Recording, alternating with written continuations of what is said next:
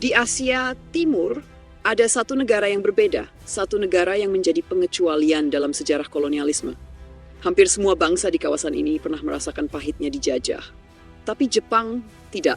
Negeri matahari terbit ini justru berhasil menjaga lautannya. Bahkan mereka sempat berubah menjadi kekuatan dunia.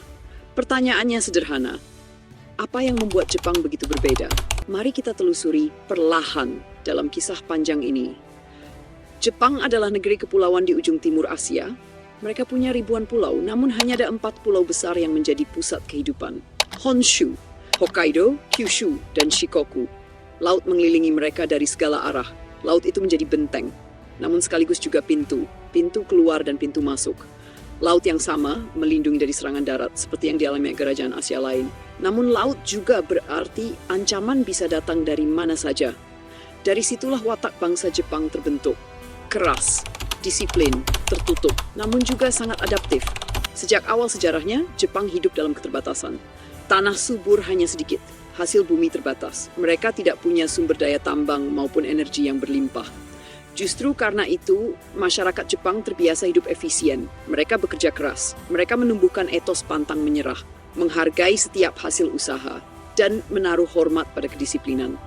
Keterbatasan ini membentuk mental bangsa yang tidak mudah menyerah pada keadaan. Sistem politik Jepang juga unik. Mereka memiliki seorang kaisar yang dipercaya sebagai keturunan langsung Dewi Matahari, Amaterasu. Kehadiran kaisar menjadi simbol persatuan bangsa. Meski dalam praktik sehari-hari, kekuasaan pemerintahan lebih banyak dipegang oleh shogun. Shogun adalah pemimpin militer tertinggi. Hal ini membuat Jepang terbiasa dengan budaya militeristik. Samurai menjadi tulang punggung masyarakat. Nilai seperti loyalitas, keberanian, dan kehormatan melekat kuat dalam budaya mereka. Ketika bangsa Eropa mulai menjelajah Asia pada abad ke-16, Jepang menjadi salah satu tujuan mereka.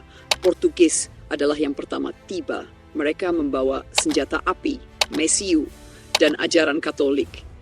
Para misionaris Jesuit mulai berdakwah. Cukup banyak masyarakat Jepang yang masuk agama baru, terutama di wilayah Kyushu. Namun orang Jepang tidak hanya menerima pengaruh ini begitu saja. Mereka langsung belajar menggunakan senjata api, bahkan memproduksinya sendiri. Mereka menyerap teknologi namun tidak kehilangan identitas. Tak lama kemudian, Belanda dan Inggris datang membawa perdagangan. Jepang membuka pelabuhan, namun terbatas. Dan selalu dengan aturan ketat. Perdagangan hanya boleh dilakukan di wilayah tertentu, dengan aturan yang ditetapkan oleh pihak Jepang. Orang asing tidak bebas keluar masuk. Interaksi selalu diawasi. Dari sini terlihat jelas Jepang belajar dari Barat. Namun tidak memberi kesempatan sedikit pun bagi bangsa asing untuk menanamkan kekuasaan. Kekhawatiran akan pengaruh asing semakin besar. Ketika pemberontakan Shimabara pecah pada abad ke-17, pemberontakan ini melibatkan banyak petani yang beragama Kristen. Shogun Tokugawa melihat bahwa agama asing bisa menjadi ancaman bagi stabilitas negeri. Maka pada tahun 1639, Jepang mengeluarkan kebijakan isolasi yang disebut Sakoku. Artinya negara terkunci. Selama lebih dari 2 abad, Jepang menutup diri hampir total dari dunia luar. Orang asing dilarang masuk. Orang Jepang dilarang pergi ke luar negeri. Hanya Belanda yang masih diizinkan berdagang. Itu pun terbatas di Pulau Dejima di Nagasaki. Namun isolasi ini bukan berarti Jepang berhenti belajar. Melalui hubungan terbatas dengan Belanda, mereka tetap mendapatkan pengetahuan tentang sains, tentang kedokteran dan teknologi barat. Mereka menyerap ilmu pengetahuan dengan diam-diam, sambil tetap menjaga kendali penuh atas tanah airnya. Dengan cara ini, Jepang bisa melindungi diri dari kolonialisme, sekaligus tetap mengikuti perkembangan dunia. Sementara itu, bangsa-bangsa Asia lain satu persatu jatuh ke tangan kolonial. India dikuasai Inggris, Filipina dikuasai Spanyol, Indonesia dijajah Belanda, Indochina direbut Prancis. Bahkan Tiongkok, negeri besar dengan peradaban tua, terpaksa menandatangani perjanjian tidak adil setelah kalah Perang Candu. Dunia pada abad ke-19 benar-benar menjadi panggung kolonialisme Barat. Ketika Amerika Serikat mengirim armada di bawah Commodore Matthew Perry pada tahun 1853, Jepang berada di persimpangan jalan. Kapal hitam Perry memasuki Teluk Edo dengan meriam terhunus. Jepang terpaksa membuka pintu. Namun berbeda dengan Tiongkok, Jepang tidak memilih jalan menyerah. Mereka sadar jika ingin bertahan, mereka harus berubah. Dari situlah dimulai restorasi Meiji. pada tahun 1868. Jepang secara cepat dan radikal melakukan modernisasi. Mereka menghapus sistem feodal, membangun pemerintahan baru, dan mulai mengirim anak-anak muda untuk belajar ke Eropa dan Amerika. Mereka menyerap teknologi industri, membangun kereta api, mendirikan pabrik, dan membentuk angkatan bersenjata modern. Samurai perlahan digantikan oleh tentara. Dengan seragam, dengan senjata api, Jepang meniru Barat. Namun, bukan untuk dijajah. Mereka ingin menjadi setara dengan mereka. Kecepatan transformasi Jepang mengejutkan dunia. Dalam waktu hanya beberapa dekade, Jepang berubah dari negeri agraris yang terisolasi menjadi negara industri dengan kekuatan militer modern. Puncaknya terjadi pada tahun 1905 ketika Jepang berperang melawan Rusia. Dalam perang Rusia-Jepang, hasilnya mengejutkan. Jepang menang telak. Untuk pertama kalinya dalam sejarah modern, sebuah negara Asia mengalahkan negara besar Eropa. Dunia pun melihat Jepang sebagai kekuatan baru yang tidak bisa diremehkan. Kemenangan itu membuat bangsa Eropa segan untuk mencoba menjajah Jepang. Bagaimana mungkin mereka bisa menjajah negara yang justru mampu mengalahkan salah satu kekuatan terbesar Eropa? Jepang bukan hanya bertahan. Mereka mulai melangkah keluar. Mereka menjajah Korea, menguasai Taiwan, bahkan berambisi menguasai Asia Timur.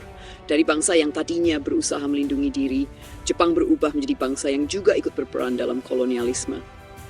Namun ambisi besar ini membawa Jepang ke Perang Dunia Kedua. Jepang bersekutu dengan Jerman dan Italia. Mereka berusaha menguasai Asia Pasifik, bahkan menyerang Pearl Harbor di Hawaii. Perang itu berakhir dengan kekalahan Jepang. Setelah Amerika Serikat menjatuhkan bom atom di Hiroshima dan Nagasaki pada tahun 1945, Jepang kalah. Namun mereka tidak pernah dijajah dalam arti yang sama dengan bangsa-bangsa Asia lain.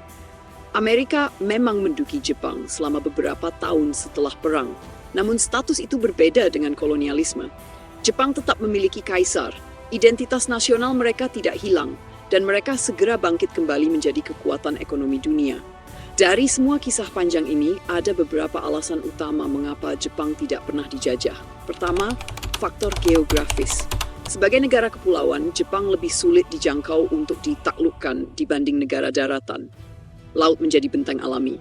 Kedua, mereka memiliki kepemimpinan nasional yang kuat, dengan kaisar sebagai simbol persatuan. Ketiga, mereka selalu belajar dari asing dengan cerdas, mengambil teknologi dan ilmu pengetahuan, namun tidak pernah membiarkan orang asing menguasai negeri mereka. Keempat, mereka berani berubah. Restorasi Meiji adalah contoh nyata bagaimana sebuah bangsa bisa bangkit hanya dalam waktu singkat ketika mereka memiliki tekad kolektif. Dan terakhir, Jepang tidak ragu untuk melawan. Kemenangan mereka atas Rusia membuktikan bahwa mereka bisa menandingi kekuatan Eropa. Itu membuat bangsa lain segan mencoba menaklukkan mereka. Hingga hari ini, Jepang tetap menjadi negara yang berdaulat, modern, dan disegani dunia. Mereka pernah kalah perang, mereka pernah hancur akibat bom atom. Namun mereka selalu bangkit kembali. Sejarah Jepang menjadi pelajaran harga bahwa sebuah bangsa bisa mempertahankan kedaulatan jika mereka memiliki tekad, kepemimpinan, dan keberanian untuk berubah. Dan itulah alasan mengapa Jepang tidak pernah benar-benar dijajah.